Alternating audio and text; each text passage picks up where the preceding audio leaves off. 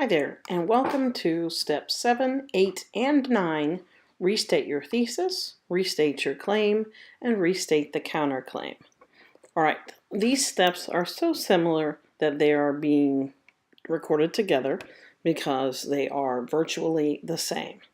Okay, the only thing you have to do is put the other word in for whichever step you're working on. All right, so when I say, I'm going to start off saying thesis, claim, and counterclaim, and then, I may say that all the way through, I may not, but you understand that I mean all three when I'm talking about just one. All right, there are 4 steps to restating your thesis, claim, or counterclaim. The first step, capitalize on the work that you've already done.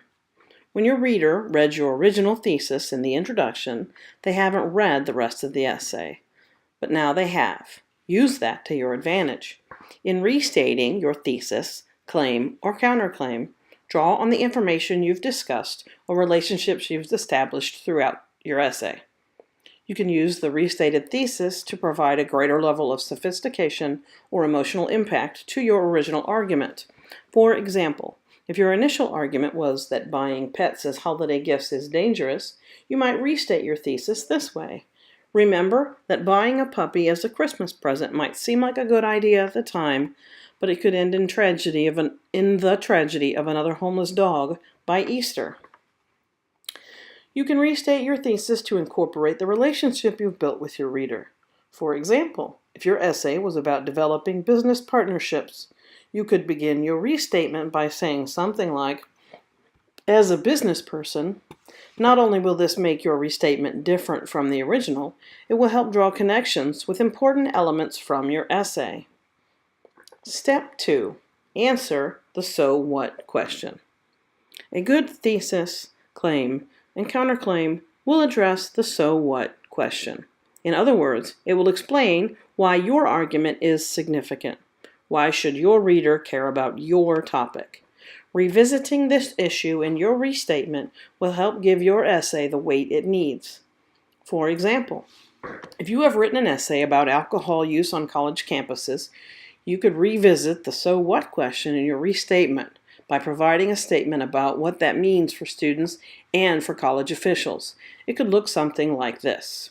Because alcohol abuse depends on more than just the legal drinking age, it is crucial that students be educated about how alcohol abuse occurs, and also that college officials broaden the perspective to include a greater variety of aspects.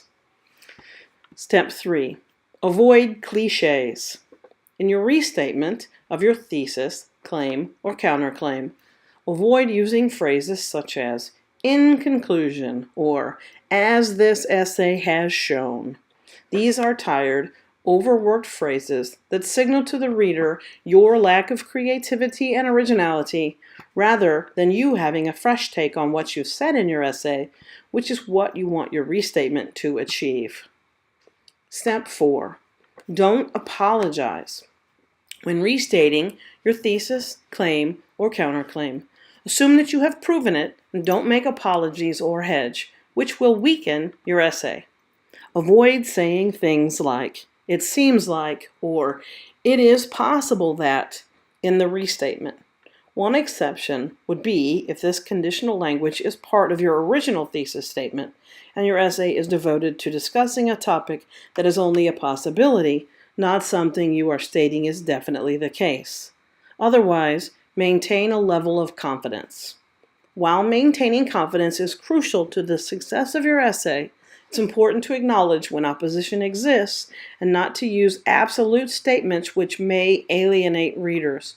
Confidence in your position and in the fact that you've proven your point is one thing. Blind certainty in your opinion is another.